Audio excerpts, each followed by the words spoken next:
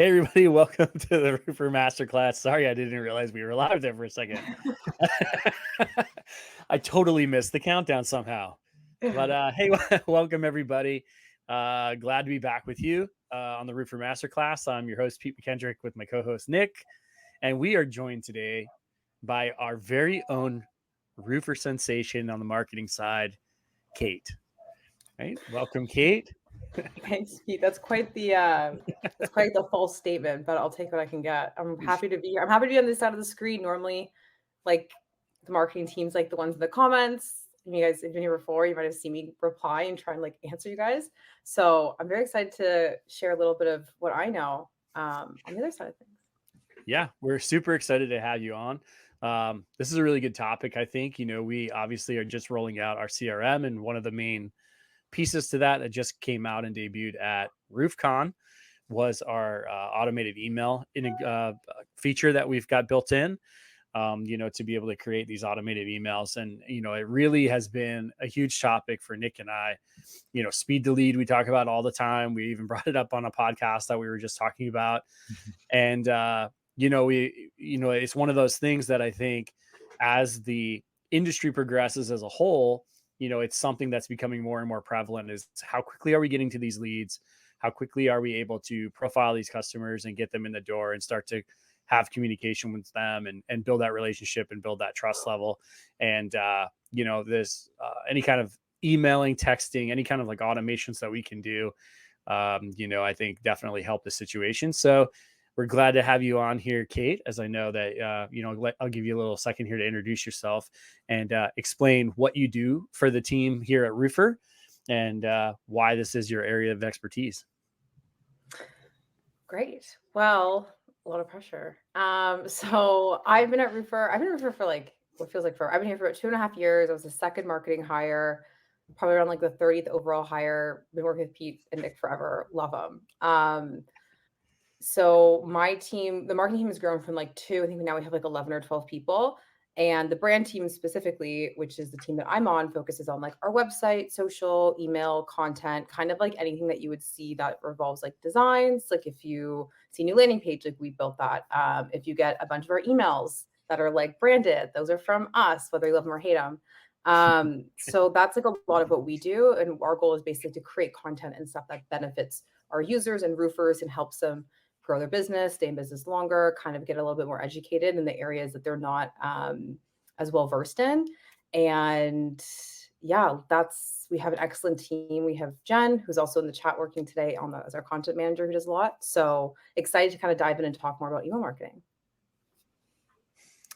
Yeah, I think, like I said, this is a big topic, and I think that as we start to get more and more tech involved in the roofing industry, this is something that is a kind of a low hanging fruit, right? An easy win for the roofer to implement into their business.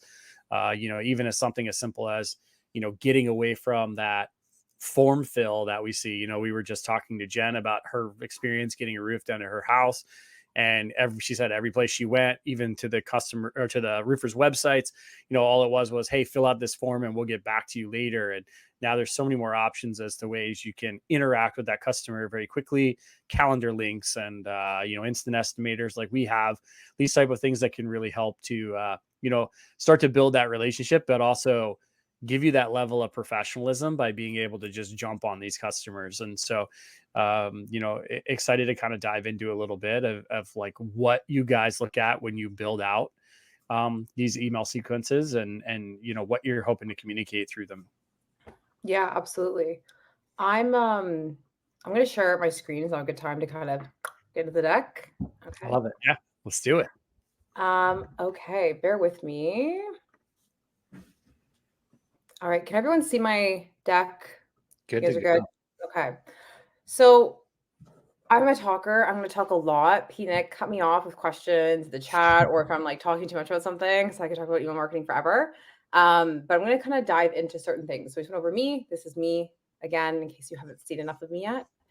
And today, there's a few things I want to go over. The biggest is like, I'm sure everyone knows about email marketing, but I'm going to kind of go back to the basics, the definition, kind of how to frame it in your mind, why it's important, the benefits of it, how to create like an anatomy of a winning email, like what should be included in an email, the tips to ensure it gets read, how to create really good subject lines, like what helps get your email open, and then just metrics that you want to pay attention to and why they're important. And then also, then we're going to go into like a demo of how you can also leverage Roofr and our new email tool to create email marketing within the Roofr dashboard, and then also like continue communicating with your homeowners. So I'm also have a Q&A at the end. If you guys have any like questions on either Roofr or marketing in general, we'll be here to answer that. So that's like our agenda for today. Again, I'm just gonna wait for you guys to cut me off if you want to ask me clarifying questions. So the first one is, what is email marketing? Email marketing has a lot of definitions. You could probably come online something different.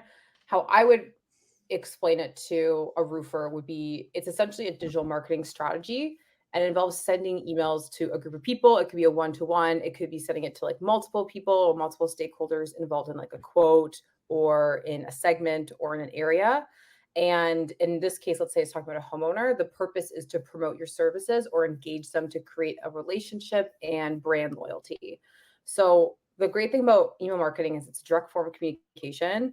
And you can use it to nurture people and get them to take specific actions, like sign a proposal or check out new materials that you offer or check out a review or leave a review. So there's lots of ways you can kind of use it and automate it so it's a one and done. So you can capture a lot of data and also continue, nurturing those relationships while you're not doing anything, while you're working on other jobs or while you're on a roof. So that's what I love about email marketing. And the biggest thing is I want to talk about, is your competition already beating you on this? Now, I understand business owners, especially roofing businesses who spend so much time, in the field on the roof, they don't have a ton of time to be in the office building out workflows, but 82% of companies use, for B2B and B2C, use email marketing and they use the technology. So it's something to really consider that, although it might take a bit of setup time, once you build it, and there's lots of affordable tools, we'll get into that later, it's done. And then you can go do other stuff and get like more leads while you sleep. So something to really consider with that. Not only that, though, Kate, So is like when you're talking about those email marketing and how it kind of builds out, you're able to do so much more with your time. Instead of having a conversation with a homeowner that you're on the phone with, you can kind of set that interest and do that with 5 different users, 5 different customers, and start to really do more with less and allow you to kind of get more hours back in the day.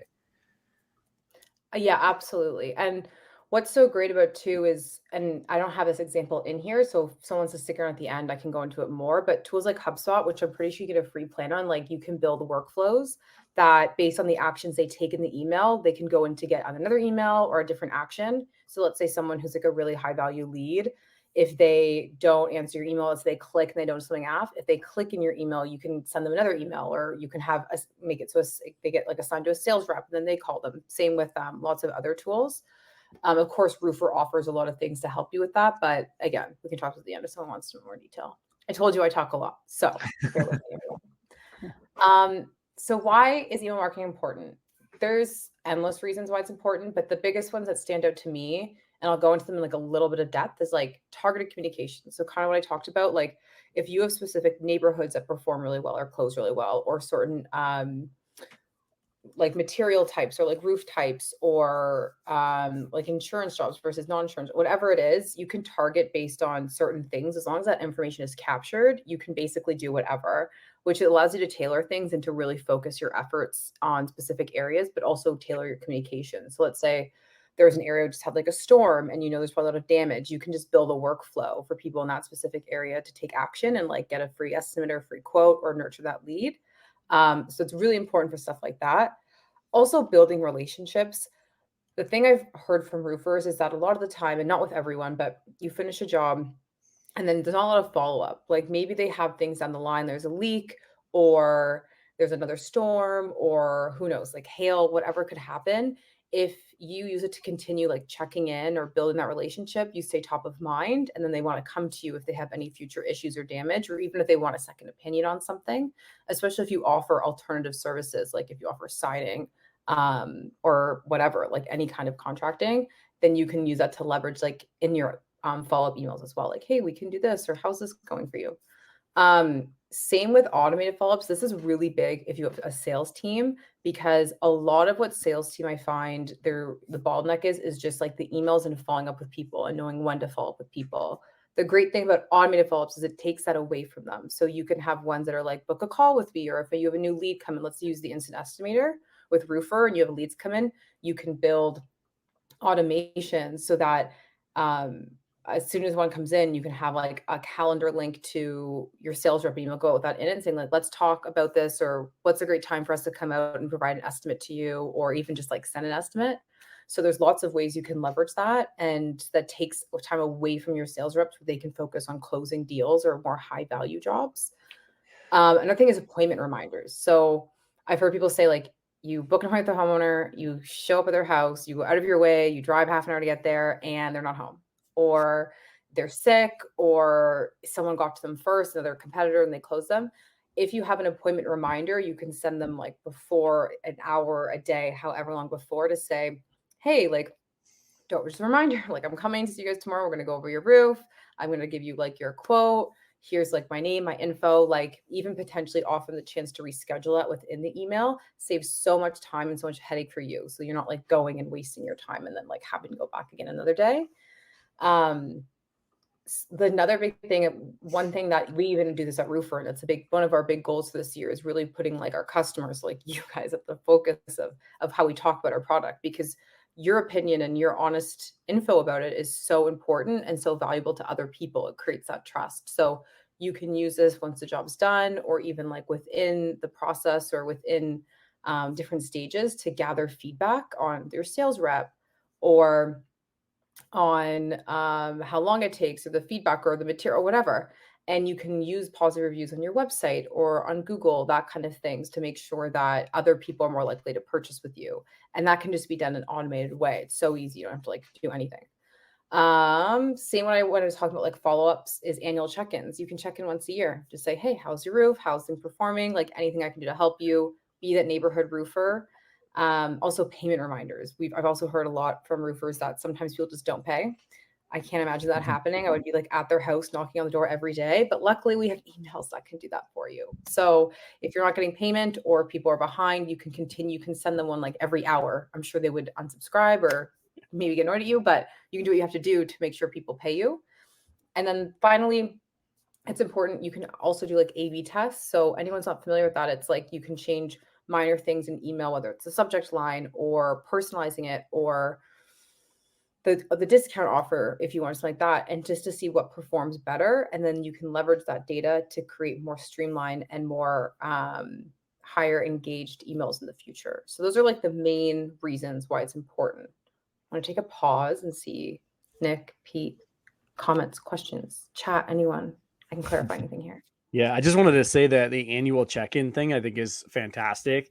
I think it was Matt Grassmeyer who we had on the podcast, right, Nick, that said, or on the webinar, that said, you should send them something on the birthday of their roof, right? Their roof birthday. Hey, it's been 1 year since we put your roof on, just checking in, something along those lines. It's just a way to stay connected to that customer. It's a great opportunity to potentially see if there's other business that could possibly be gained from that. Maybe they need siding, maybe they need windows. Potentially you could utilize that to ask for a referral. So there's so many different things you can do with those annual check-ins. And I think it's a piece that we overlook. I think we, sometimes we'll follow up shortly thereafter, but not that far down the road. So being able to automate something to do annual check-ins, or at least further out, do some communication with the customer, I think is a huge opportunity that we don't take a full advantage of enough. Yeah, and even the ones that you've closed lost, right? The ones that you actually did not get, those annual check-ins are great too, because not all of them are going to, like, there's a lot of people that you're gonna have to move into that loss column on your CRM, that with the reason that you're moving them is because they ghosted you. They just kind of disappeared off the face of the earth. It's common because people don't want to kind of always communicate, but it doesn't mean every one of them got the roof done. A lot of them might have had financial issues or kicked the buck down the road a little bit, whatever the case may be. So those annual check-ins can re-engage someone and bring them back into the frame where you could re-quote them with the new pricing and have that conversation. So the fact with the reviews and the feedback gaining that and the annual check-ins. I think those two are some of the most important non-obvious pieces, obvious being like follow-ups, obviously. But this is where you can really gain more business, because your customers is your biggest marketing asset, as Pete always says. And then annual check-ins are creating those reviews and those relationships, or bringing people back in from before.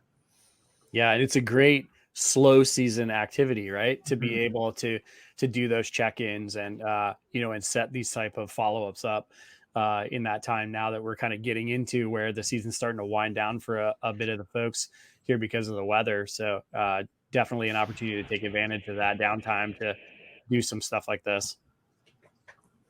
Yeah, absolutely. And I saw a comment about text message marketing. Like, that's also such a great channel to get a hold of people.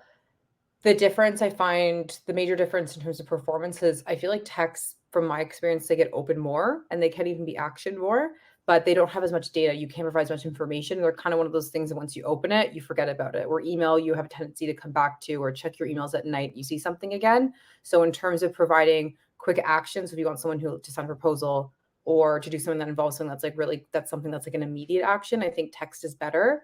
If you're doing something that involves like more information or follow-ups, or I think it's related more to sales, I would say emails are probably better. So just want to make that comment. But test and see what works for you. Like, who knows? I'm not the god of email and marketing, so there might be other opportunities there. In terms of benefits, so we kind of went over like how things can assist you and sort of the benefits. But if we want to get to more detailed benefits, I want to kind of dive in a little bit deeper. So the first thing is you can get way more customers with email than you can on social. And I know social is huge. It's huge in the roofing community. Like, we use it all the time to communicate with each other. I think that with homeowners, especially people who are probably, I would say now, like 30 plus, email's a major part of their life. Like, I check my email 5 times a day. And so it's actually 40 times more effective than acquiring people on Facebook and Twitter. And I think a big reason for that too is because you already have their contact information, which means you have some sort of relationship with them. So when they see something from you, they're more likely to engage with it and know that it's something that they had some interest in versus just an ad. So it's worth making efforts, like using like the instant estimator with Roofr, to capture that data so that you can have that one-to-one direct contact and that trust.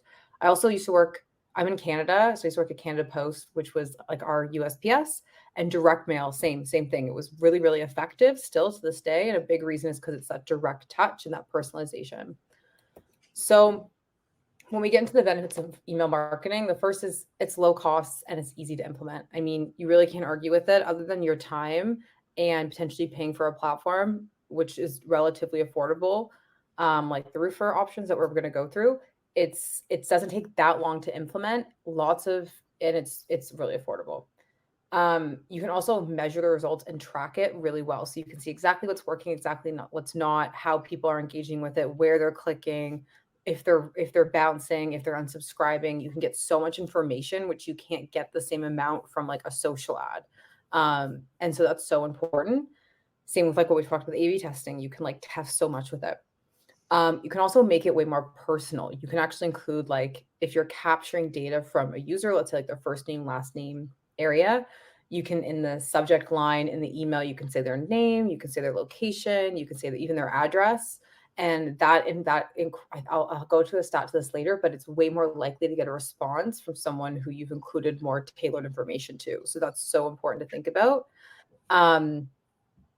Same with like when we talk about like implementation, it's really easy and quick to revise things. So let's say you do send an automated email, or you have a chain and you're like, like, I want to take this out. Or let's say the sales rep's no longer with the company. You can just change out who's assigned to to your rep, change to a new one, or change it back to yourself. And then from there, you can just, the same thing, it continues. There's no gaps. Like, let's say you let someone go, or someone, leaves your company, all of the emails they had in their inbox was one-to-one. You'd have to like get access and go through everything, which is this. It's just an easy transfer. It also is really good for driving traffic. Like we've talked about, there's lots of, it's personalized actions. You can get people to sign your proposal. You can get people to look at your report. There's so much more you can do with it that's so useful versus sending something that's like a blanket generic thing out there. We talked a bit about, so I'm going to detail about segmentation and targeting. Like, you can target people based on like location. You can target people based on seasonality. You can target people based on like pretty much anything you have data on. age, whatever it is. And I think that's really important because let's say this is just like one off the top of my head, but let's say you're emailing, I don't know. Let's say like your majority of people who are like 65 plus, you can make the text font way bigger for people who are a bit more older, and then way smaller for people who are like my generation, whose text size is like so teeny tiny.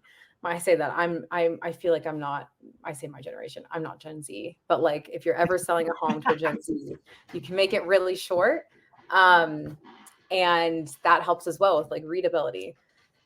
Um, the last thing is you can share information really fast, like faster than your competition. Like let's say there's a storm and you have a workflow set up that you can just turn on if there's a storm happening in a certain area, and then it shoots out emails to everyone in that location. So it's so easy to have that set up, takes no time at all, and it gives you so many more opportunities.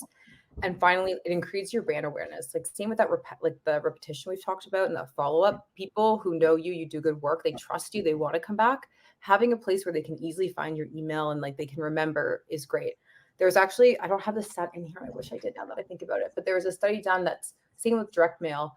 If you send too many emails, people get annoyed, they unsubscribe, but people actually like hearing from you. They want to hear that you care, especially if you make the emails seem really personable and not automated. That's a really, really good thing for building that relationship. And they're way more likely to come back to you if they have issues in the future, or if they have like a referral, they can grab that information and pass it off.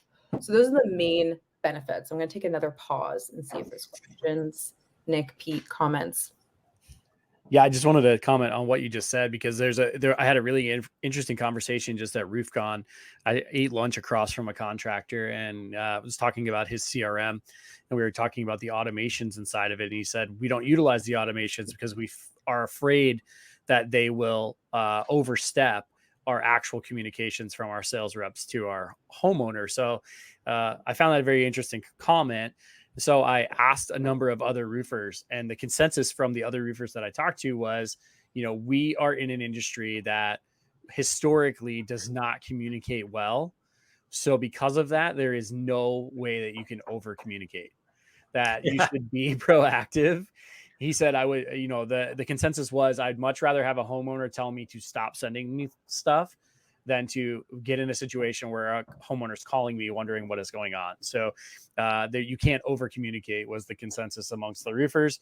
And so I think this is a great thing. One of the things that I really like about this, as you touched on here, is being able to track the metrics, right? And know what is happening with these emails, like who is, who's jumping on these emails, what's the click rate, how are they opening them, like what is happening, what's the interaction look like with these emails, do I need to fine tune my message? I know we do a lot of that internally here at Roofr, to really figure out like what gets the best response, and I think that if you're not using some type of a platform or software that allows you to do that and see what are you actually getting out of these emails and which ones are working better than others to allow you to fine tune your message, like that's something you should seriously look into. Yeah, even the having that ability to drive traffic and convert these leads, and Kate brought up like a rehashing, as well as like getting it, increasing that brand awareness. That's so important for like down the line. Like there's companies that I have not unsubscribed from, which I subscribed to an email a long time ago, and somebody's brought up like, hey, do you know a good like plumbing company? I was like, oh crap, like that Liberty Village guy that I had, he sent me a email, and it just kind of sparked my thing. It was enough that I didn't read the email. I just saw it pop up. I opened it and deleted it and went on to the next one. But that brand awareness kept them top of mind for me. So when somebody asked, I was able to give that name or at least search for it. So it's a really good way to kind of keep that in there as well. Yeah, that's such a good point. And I answered a question about how do you get email contacts. I mentioned this already. I'm just gonna like really plug in here and drive it home. Like the Roofr Estimator is amazing.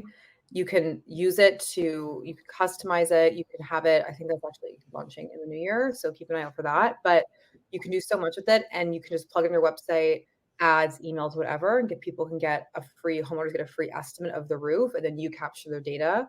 So if you're interested in something like that, it's a great way to bring in more leads and to have that data that you can also create automation so they automatically get emails from you. So I'm gonna keep talking about that until I'm like blue in the face because it's such a great tool. It's one of my favorite tools that we offer. And I don't think it's taken advantage as much as people like should out there. It's like so valuable to your business, especially with our new automation feature and email marketing. It's amazing. So next, I want to go over the anatomy of a winning email because I think this is where I think people get stuck. You know, we all know about email. We've probably written so many emails, and there's a big difference between writing an email to a friend, which in my case is just like, oh, send off, versus how you want to structure it. So I actually included 2 examples, and this one's from a software company similar to us who's like really, really good at what they do. And the biggest thing that I want to talk about, I'm also going to do it's more of a sales email after this, but this is more like a brand email. So you want to have a strong title. So it's something that has like imagery like this one versus just a text-based email, which we'll go into. You want to be clear. You want to be like, this is what the email's about. You don't want to be too wordy. I recommend having it like less than 8 words max. And you want it to be really easy to read. You also want to have a CTA right near the top. So like a call to action of what you want them to do, because a lot of the time people don't read through the full email. So you want to make sure the major information is at the top of the email. So if it's like sign a proposal, review this report, leave a review, it's right there. They can click. And then if they want to read more and get into it, you can have another one at the bottom, a secondary with the same action so that people can like decide versus scrolling back up. Your goal with email, when you think about it, is like social media has given us a goldfish attention span where it's 5 seconds. You want to make it as easy for them to understand what you're trying to convey to them in a 3-second glance. They should know what you're asking them like that. And if you can't do that, people aren't going to read it. Long emails also, try and keep it as short as possible, even if it's like sentences each line. It might go back to like, you want to have paragraphs, although that's like grammatically the right way to do it, or whatever it is, English. Haven't been in English class in a long time, but the right way you should structure things. Avoid that for email. Just do what works. Having imagery is also really helpful if it's related. You want to make sure it's formatted really well and it's not too big, doesn't get in the way of any of the text. But having some imagery, let's say you have like new products or new materials you want to showcase, including that somewhere in the email is helpful so people can also like picture speaks 1,000 words. Also having a clear division of sections. So let's say you have an email that's automated about booking a call with an SDR a sales rep. And then they also want to have one below that talks about the benefits of talking to someone. Using boldness and having different information or steps makes it easy for people to read what they want to read and ignore the rest if they do. You want to be able to give them the choice to choose as much as possible. Keep it concise, short titles, short descriptions. Like they did a great job because you don't want to give someone work. The last thing someone wants, if you're trying to get them to do something for you, you don't want to make it work for them. You want to make it as easy as possible. And that means having as less to read as possible. So having that and making it really clear is helpful. And then using your colors and your brand. I mean, I'm on the brand team, so like I could talk about brand forever, but brand is so important. If anyone sees Roofr, you probably know it's like our blues. There's a reason this whole deck is blue. There's a reason if you've seen our booth, it's blue gradient. It's because that is how we're noticed. That's how you want to remember. You want to have your colors, your logos clearly in there. If it makes sense, we can talk about the end. And you want to be consistent. I recommend having like your brand colors at least pretty much everything you send so people can like absorb that and they like think of you right away. This is more of a really good example of kind of a sales email. So what I love about it is that it's really clear. Like I would even argue you could separate this. This is too long, this section here. You could make this to 2 sections, but having it, the name, a great nice to meet you. It's clear, it's concise. An easy CTA. What we've actually tested at Roofr with you guys and what we've seen and what has come back to us is having a link that's hyperlinked and bolded and then actually writing like link after it and having that hyperlinked helps, because I think sometimes people overlook just a hyperlink and they don't realize they can click on it, or they're not sure if it's like spammy or what it does. So making sure you clarify it for people, like click on this is really helpful. Also, like your name up front's important. Short paragraphs, easy to read. I'm really big on this. You've probably seen this in our emails, is bolding out the main points. So if nothing of this was bolded, in a way, this is actually a lot of info to read. It sounds insane, but for a person who's taking a 2-second glance and has opened your email, make it as easy as possible. saying, hey, I'm this person. We sell this roof. You requested an estimate. Would love to talk to you. Here's a link to book a time on my calendar. Having that is also so helpful, like an automated calendar booking. And we could talk about the end too. And then also like an action, like hit reply, do this. Bold everything, bold like 1 to 2 things will help you so much. Um, and also make it friendly. Like people want to reply to people who they can connect with. I love that this has like, I live and breathe email marketing. Don't hesitate to reach out. You can say, this sounds silly, but you could say like, my favorite show is this show. If you don't want to talk about roofing and you want to talk about this, book a call with me anyway. And most of the time people, I mean, they might not do that, but they would love that you put yourself out there like that and form that personal connection. And it kind of personifies who you are instead of just being another business reaching out to them. So that's a tip. And also really important, if you're about mobile. So over 60% of emails are open on mobile devices. Sometimes they are open and read later on a desktop, but it's really important that people can also read your emails on mobile. The text is big enough. I recommend not going below a 10-point font. I recommend doing like 12 to, I think we actually do like 18.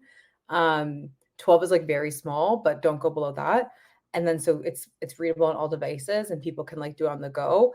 And that's why having like really easy links and stuff so people can like action it on their phone and not having like a lot of stuff to do is super important. What's cool about that is like if you think about it, everyone's so busy nowadays. Everyone's on the run. Everybody's looking at it. That's why 60% of things are open up on the phone. So you got to think about that when you're writing the emails. One of my favorite people to follow about emails and learning how to do that, other than Kate Robinson, is Kyle Coleman. He does this stuff on LinkedIn, and he always has like really detailed emails talking about how detailed crafting of emails.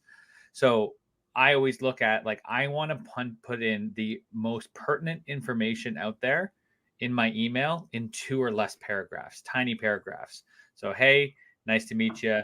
By the way, this is what we talked about. Here are the value points of what we talked about. Here's how you can get a hold of me and book a link. Let's talk soon, with a meeting link in there, just like Kate was showing, a couple bolds and everything else like that.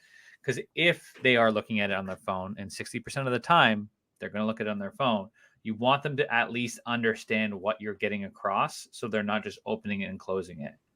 As you can tell by the amount of time I've been talking right now, I like to write a lot of stuff out and have a lot of information. So I've had to learn to really condense that into 2 or 3 paragraphs. So that last slide was just so good, Kate. Yeah, I think one thing to keep in mind too is that we live in a society where we watch TikTok, YouTube Shorts, things like that. And what do they say? I think that if the video doesn't capture your attention in the first 3 seconds, you're swiping to the next video, right? So keep that in mind when you guys are writing emails, right? That if I'm reading the first line or two of your email and it doesn't seem interesting enough for me to read the rest, I'm probably not reading, right? I'm probably deleting or going off of your email. So keep that in mind when you're writing your emails, that you want like that call to action right at the top. You want that bolded heading. You want something that's going to catch my attention. I'm sure Nick and Kate can both agree to this. Like I get hundreds of emails in a day, right? And what's going to make your email stand out of that group that I'm going to actually click on it and read through it? Yeah, that's a really good point. I think too, this just is a general marketing tip I'm just going to throw in is one thing that I used to do is I used to think about, and I still do this. I think we all do, but think about like what I would want to receive. Really think about who you're talking to and what they want. That goes with everything. That's why it's so important to have like digital tools for homeowners because we have Uber Eats, people click a button, they get food. People want things easy. So you have to think about who your demographic is and who you're trying to sell to. I'm sure you all do, but can't help to like really force that home in terms of like your email and how you're communicating, like how would they want to receive it? And if I was in their shoes too, would I reply to this email? Would I open it? Would I care? You can even test it on your friends, test on your family, get them to be like blatantly honest with you. And that's a really good way to approach it. So I want to talk about tips for ensuring your emails get read. Because it's one thing to open it, but you want to make sure people are like absorbing that information. So the biggest thing is timing is everything. When you send an email, is super important. You don't want to send one too early, too late. And this is when we go back to that A/B testing. It's really important to try different times, see what works for people, depending on what you're trying to action, like test things out. And our experience with you all is around 7:30 p.m., probably when you guys finish, you get home, maybe you had dinner. you're going to check your emails. That's the best time to connect with like our user group. I think I'm going to go into it after. I think between like 2 and 7 p.m. is a great time for like homeowners in general, because they're probably like winding down, maybe doing a final check of their comms or, their emails. And so that's a great time to reach out. So scheduling those emails around those times is also like really important, so they're at the top of the inbox. Same with pictures. We talked about that. Having like imagery, and like, again, you want to make sure that imagery is like useful and it's like relevant and it's not just thrown there to be thrown in there, but having an image helps also create that like personal effect and kind of helps be remembered versus just text. Kind of like how you might remember what someone looked like in a TV show you watched 5 years ago, but maybe not every single line they said, because our visual memory lasts longer than like our hearing or reading memory. I guess depends. Maybe if you're a really good book when you're younger, I don't know. But in my opinion, visual memory is important. Keep it short and sweet. I nailed this home. Keep it concise. It should be able to be read in a 5-second scan. And also back to that clear call to action. Your call to action should be bolded at all times, if not a button. It should be at the top if you have a longer email, and at the bottom. And it should be like very, very, and it should be short. You don't want your site to be like, click this button to book a call with one of our amazing sales reps. You want to say like, book a call, clicked. Like, that's it. You want to be super concise and to the point. So this is what I was talking about. I think it's like the average homeowner is 35% more likely to check emails around 7 p.m. Also, Tuesdays are really great. So think about like Tuesdays and Thursdays. Monday, people, they're at work. They probably had a million emails to get through. Friday, people don't care. They don't want to talk to you. They're ready for the weekend. Wednesday is like an okay day, but Tuesdays and Thursdays are really good times to reach out. So try and test those as well and see what works for you.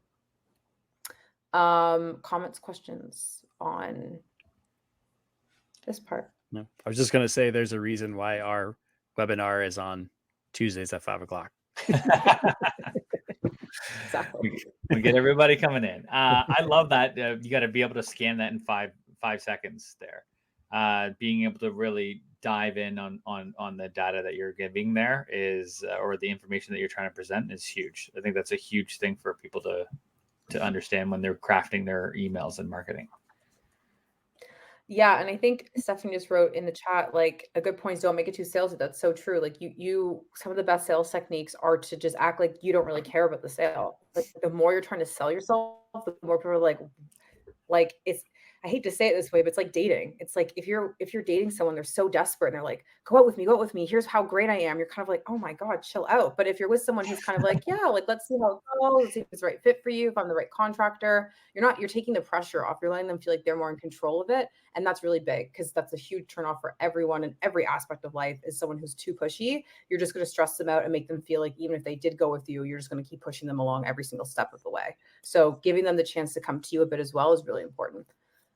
Yeah, I really liked something Okay. that Jordan Harrison talked about, solution-based selling, and essentially putting yourself out there as the authority and saying like, hey, do you have this as a potential problem on your house? This is how you could go about fixing it, or if you need someone, you need a professional, call us, right? Using that solution-based selling, it establishes yourself as an expert. You can do that via email as well. Like he was actually talking about doing it via YouTube or through media, but you could very easily do that, draw attention to some, like, Nick and I were just talking about, bad ventilation leads to ice damming where we live in the north, right? So maybe you're educating people on ice damming and what that is and the effects of it, and establish yourself as the expert. Hey, let us come out, take a look, make sure that you're safe from ice damming because you have proper ventilation, things like that. Those are just simple ideas to kind of make your email stand out here, and to do exactly what Stephanie said. Get away from the salesy part, get more about the education, and become a solution-based seller. Yeah. And the benefits are huge. Fab statements is like the feature in our case, or the service, the advantage to the homeowner, like what are they going to get out of it, and then the benefit, how is it going to like alleviate or make their life better. So if we're going to talk about subject lines, which is important, over emails and personalization, we talked about it earlier. If you have that in there, like their name or something, they're 29.3% more likely to be opened, which is huge, because once they open it, they're probably going to take at least a scan, right? So try that. Try adding their name, try doing something that helps like get them that approach. And I think as well, it's the first piece of the email they interact with. So you want to woo them, you want to get them a chance to open it. personalized, highlights the benefit of the email or like the point of it, and is short enough for them to like read at a glance. So some really good examples of that would be, you know, review and sign your contract now. Think of it as like a person emailing you versus just like what you would put in a marketing email almost. Like if I was emailing Nick and let's say Nick was late for a masterclass, my email would be like, join the masterclass now, or why are you late? Like call them out a bit. That actually gets opened. This is a negative thing to do, but if you call people out, you're like, no longer interested, question mark, you're a little passive aggressive with it. It's not great necessarily for your brand, but people are like, oh God, what do you mean? And they'll open it and they'll read it. And that actually has a really good effect if you kind of call people out a little bit politely, assuming that they deserve it. If it's in like 10 emails later, that's a good option. Adding emojis. This is a great A/B thing to test. Different, generations respond differently, but having an emoji in there of like a celebratory or a smiley, it kind of draws their attention to it. It's like a little image that you can put into your subject line. That's a great thing to do. And also like the action, like here's your estimate, sign your contract, like actionable things is a great way to like include that. Same with is like what I talk about, like a bit of the passive aggressiveness. It's like still want your roof replaced, question mark. It gives people a chance to say, maybe they saw that and they're like, no, I don't. And they don't have to open it. But if they open it and you have a subject line like that, you know that they're probably still in the market to have their roof replaced, which also gives you a lot of data and gives you a lot of information about how they're actioning. So that's another thing to consider. And then same with like email reminders, like having it like, see you this Friday. See you Friday, Jack. Like I'm going to see you Friday. You better be there. Make sure that they remember, like maybe they sit and say, what do you mean? I don't think Friday. And they open it and they realize you're coming to have that call. And then maybe they say, never mind, I don't want anymore. And then it gives you that time back. So making sure you have like the necessary info in that subject line is so important. Yeah. Subject line. Pause, comments, questions, guys, before I go. I think we're almost at the end. I know I've been talking nonstop. I promise we'll get to the platform very soon, everyone. I love the call to actions in there. Like, see you Friday, Jack. I have that built into my event reminders for emails that I'm doing. Just like, can't wait to meet you today, and personalize it. That's huge. Just to kind of, when I see emails, like I know a good email comes through because I get hundreds of emails a day from all the different people trying to sell us stuff. I would just, when I open one up and take a look at it, I'm like, oh, that was good. Like it's usually personalized. It's usually kind of open-ended. It's really good information there. Yeah, absolutely. Yeah, I can tell you back when I sold and I did my own email cadences, my best performing email was a email that I wrote that actually said like, this is my last email. And, I wish you the best and like with your project and, sorry that we couldn't get in touch. And it got more opens than any other email. That fear of loss, that sense of urgency would get people to respond and be like, no, like, don't leave me. Right. So it was, it was actually the best open rate I had of any email because it created that fear of loss. Yeah. Mine is closing the loop with a personalized field in there. So closing the loop, Jack. And they're like, what is he closing? Okay, cool. What does this mean? Yeah. Yeah. The fear of missing out is important. We all get it, even with an email. So do what you can to try and like draw that in and like force them to consider that you're about to leave and they have something to care about. That's a great one. Closing the loop. I love that. Yeah, Jimmy, have you given up on me? That's great. Right in the feels. How can you not look at that? How can you at least answer that? You know what I mean? Or at least tell you guys no. You also want to make sure maybe you're not going to, sign off on you, but they're going to know that. Nick, were you just playing me off? Apparently, geez, I have my focus on my thing, and it opened up my phone somehow. My bad. It's funny. Okay, I'll take the hint. I'm going to hurry through the rest. But for important email marketing, email marketing directors. I mean, there's a million you can look at. I think that. Am I frozen? No, you're good. You're good. We can hear you. I'm good. Okay. Yes. So open rate's really important. Open rate really just tells you if your subject line was good. It doesn't really tell you anything else. It's a great thing to look at with your testing your subject line.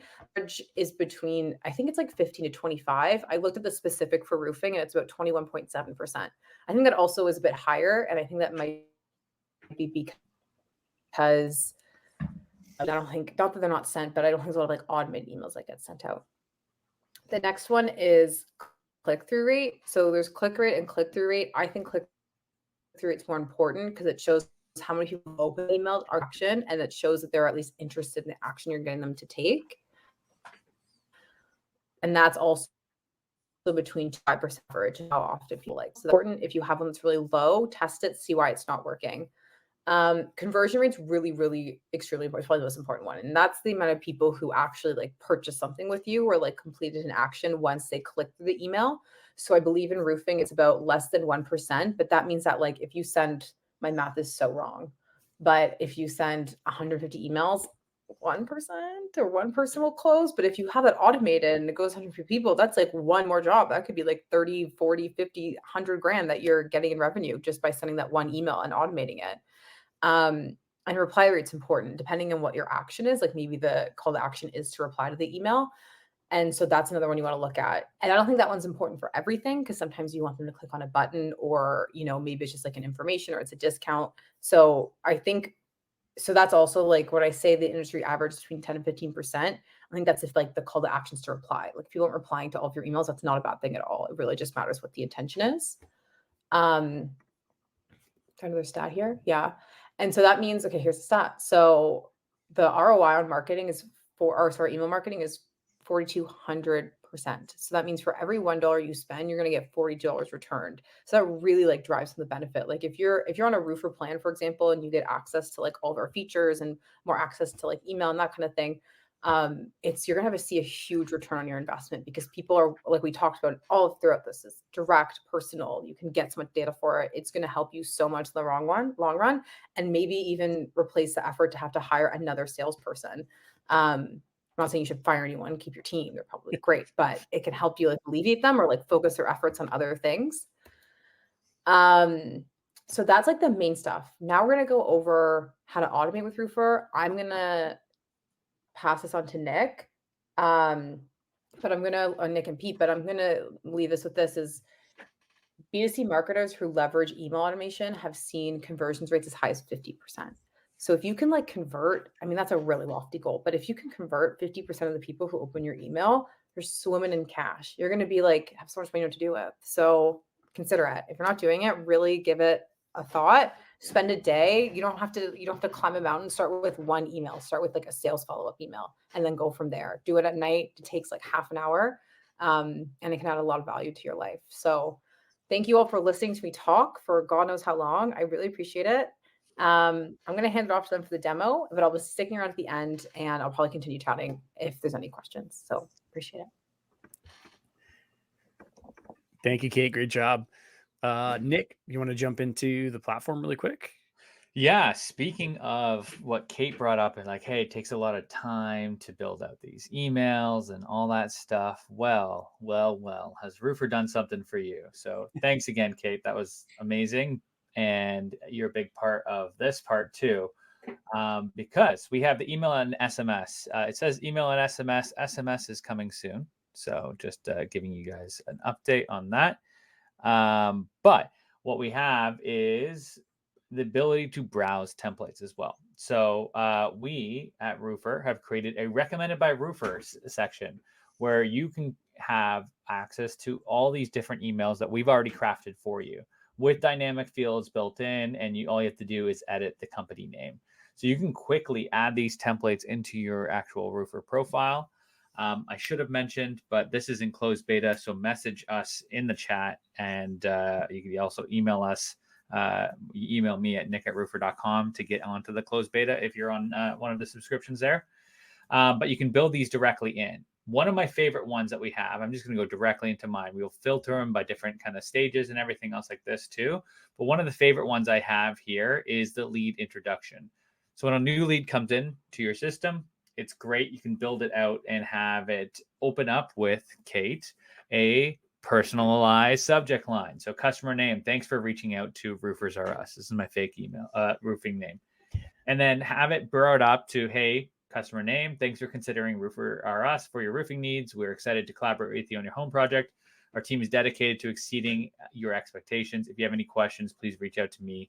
And I have the assignee who sent that email, so you don't have to worry. The assignee's email. So again, no matter who's on your team, it's going out to the right one.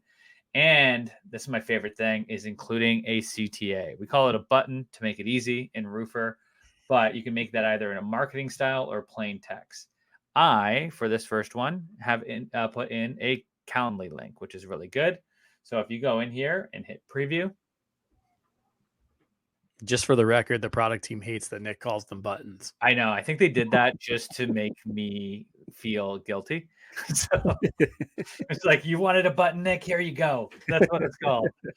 So you can actually build it in right in here. Very nice and easy. You have these tokens, or we call them dynamic fields, in there, and book a scheduled appointment. Nice big CTA.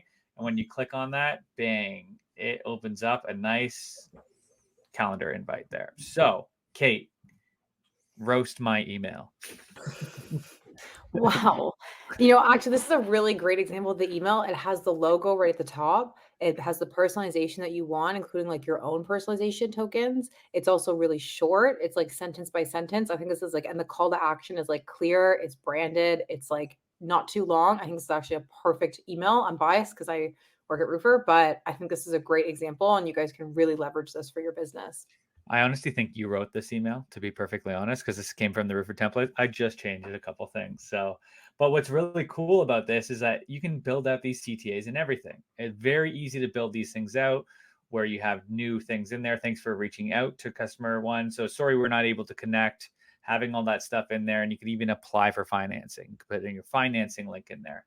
As you're going along, you could have it in for your proposals too, where you have a proposal saying, hey there, make sure, oh, I forgot to add in my personalization here, but this is how easy it is, guys. This is a perfect time for it. Hey there, customer name. Be sure to have all this information in. You have the financing roof here, and you also have a view proposal button down there. You put in your phone number, email address, and all that stuff. Super easy to build these out. And also being able to kind of intro people with situations. Is this one I have? Oh, it's appointment here. Appointment reminders. Now, what's really cool, and I got this information from our good friend John Broche at Ugly Roof and Meredith Home Improvement. What he likes to do is add in a video of that sales rep going out there so they can introduce themselves and talk about, like, this is the face that's coming to your meeting, this is who's going to meet you, and this is what we're going to do. And with these emails, you can actually build that directly in and have a video in there. Now, I built this on a thing called Hippo Video, but you can do this on Loom, on Vidyard, a bunch of different programs, and have a quick 1-minute video saying like, hey, this is who I am. This is what we're going to be going over today, and have that sent out. So it previews very, very cleanly. And when the customer opens it, their eyes are drawn down to what is playing in there. Kate mentioned about visuals are going to catch people's attention, and this is going to help you out there. So all this can be built in, and a nice CTA at the end. Last but not least, I know we're running out of time. You can create as many custom templates as you want or browse from those templates. We also have the ability to have this built in automations. Our automations are great. And Pete, like, I think this was your idea with the if and thens to making it that simple. But right now we have them staged out so that they go from different stages. You could automatically send an email. And what's great about our automations is you could have automation on an automation. So if a proposal is signed, we can have it move directly and send out that automation will move to different stages. And once it gets to that new stage, we can send out a material order form that's built in there. Or if a job is completed, a referral form coming out. Make it nice and clean and easy for that. And with Roofr, once you move things in the stages, let me just show all. We'll show you what it looks like. So in this one here, I got a brand new lead that's in here. And the side here, I could either send something out directly from here, from one of these templates, and email it out to them, or I can, this one's a bad example because I have no customer in there, but there we are. So if we have it there, I can move that stage to appointment scheduled. And once we do that, and we see that's moved over to appointment scheduled here, I can open it up and I have an automated email that's going to be sending out directly from there as well. So all these can move very, very cleanly throughout the process and be able to send out the information that you need so that the customer can see everything that's coming through. Yeah, I love the way that the team has captured the email in the activity feed part of the job itself, and how quick and easy it is to just grab those templates and send them right from there. One kind of area, that we've really worked hard on is keeping all of the communications there in one centralized spot, so it's easy for you to manage them inside of the job and to be able to work within them, so you don't have to actually like leave this job to send an email to that customer. It can quickly be done right here, and you can keep track of the comms back and forth between that customer. So really, really clean what the team came up with. It looks really great and functions really well. Yeah, I love it. Especially my favorite one is like if we're got something in production here and I move it over into job completed, being able to see automatically this review that's coming in here. Thank you for your business. Here's everything in. Fill this out for a chance to win a gift card, and you have a follow us on Facebook or a review button built in. Something that's nice. It opens up that reviews. People always pay attention to reviews. So when people are looking for those new roofing companies to do their project or take on their work, they're going to be looking at reviews. So if you don't have a decent amount of reviews, that years in business is actually like a red flag, if anything. So try to get those in and automate that process as much as you can, because with everything going on as a business, as you're running your business, it's easy to forget about the little things like reviews. So have it automated directly in there, incentivize it with a gift card for a chance to win a gift card or something like that, and bring it through. Yeah, I mean, definitely take advantage of those email templates as well. A lot of times I know, in a previous life when I was at another CRM, we had the ability to automate emails, but you had to create all your own from scratch. And we were often asked, do you guys have some templates that we could work off of or some examples? So take advantage of the fact that our team has taken the time to create some really nice crafted emails in there that you can even just tweak to better fit your needs. And utilize those. It's going to make that process a lot less painful, and and a lot cleaner for you to get it rolling, get these automations built out. Yeah, it's really easy because you can even edit it directly from here, be able to send it out, ready to go. You can bold some items so you remember to put that in. If it is something that's you can't directly automate, like scheduling this in, and then have it set up, ready to go, but you already have that tracking in and you can send it out there. I put it in fake emails and it caught me. So thank you. So we have foolproofs in there. So that all works out throughout that process. And now you can start to run everything from one thing. So you have your instant estimate that builds up the job and customer, which you can pull measurements for, email and automate, and soon to be SMS.